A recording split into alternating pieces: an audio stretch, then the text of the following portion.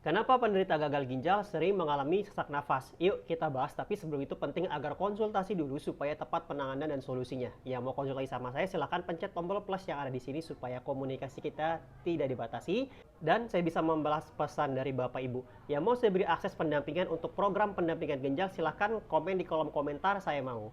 Dan jangan lupa di-share, semoga jadi amal jariah. Bapak Ibu, beberapa kaitannya, ada beberapa penyebab, tapi ada dua penyebab pertama yang memang yang sering terjadi kenapa sering mengalami sesak nafas ketika terjadinya penurunan fungsi ginjal.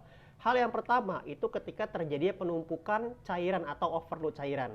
Nah, ketika cairan ini menumpuk memang terjadi ketika sudah terjadi penurunan fungsi ginjal. Terlebih apabila adanya cairan di paru-paru. Itulah yang menjadi salah satu penyebab ya Bapak Ibu sering mengalami sesak nafas. Penyebab yang kedua, di fase memasuki stadium 3 ginjal atau penurunan fungsi ginjal sedang antara EGFR 30 sampai 59 ini sudah memasuki stadium 3. Ketika sudah memasuki stadium 3 ginjal, disinilah produksi hormon eritropoietin itu berkurang.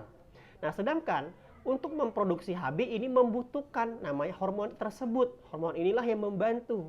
Maka dari itu, ketika sudah berkurangnya HB, peredaran darah atau sirkulasi HB itu berkurang ke seluruh tubuh.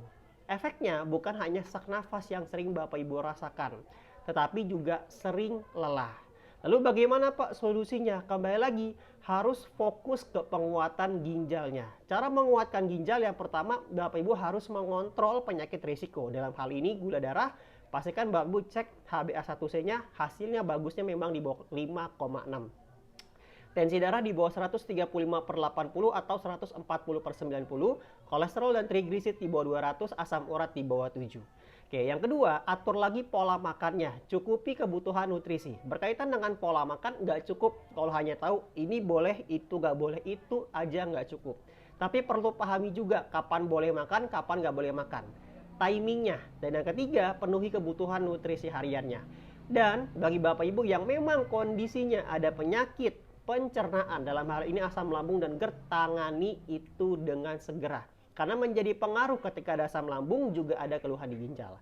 Silahkan konsultasikan kembali. Ya mau konsultasi sama saya dan mau menjalani program penguatan ginjal dengan nutrisi, cek di profil, hubungi saya. Terima kasih. Kalau bermanfaat jangan lupa di-share.